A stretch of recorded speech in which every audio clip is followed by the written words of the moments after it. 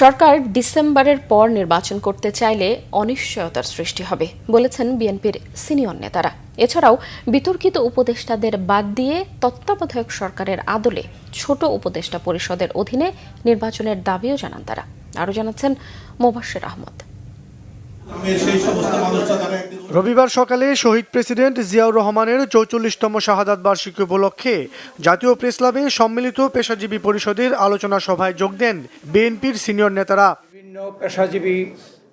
এ সময় তারা বলেন, বিএনপিকে ধ্বংস করার ষড়যন্ত্র থেমে নেই, আর ডিসেম্বরের পর সরকার নির্বাচন করতে চাইলে সৃষ্টি হবে অনিশ্চয়তা।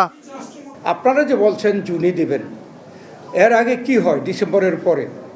এর পরের বছরের জানুয়ারি মাস, এরপরে ফেব্রুয়ারি মাসে রোজা। এই রোজা এবং ঈদ নিয়ে 2 মাস চলে যায়, ফেব্রুয়ারি মার্চ। এপ্রিল মে হচ্ছে দেশে পাবলিক পরীক্ষা, এসএসসি এবং এইচএসসি, এগুলোকেও পিছানোর কোনো সুযোগ নেই। আর এই এসএসসি এইচএসসি যে স্কুল কলেজ সেন্টার হয়, সেগুলিতে কিন্তু ভোটের সেন্টার হয়।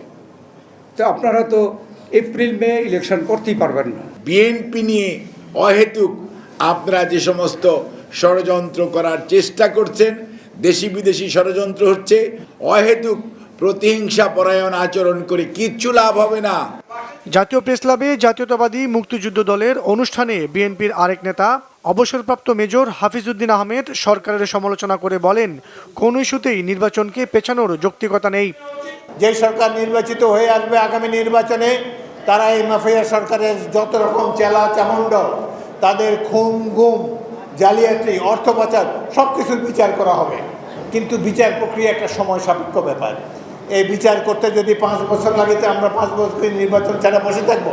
এই লড়াকু ছাত্রদেরকে ভুল পথে পরিচালিত করেছে বর্তমানের এই উপদেষ্টা পরিষদ।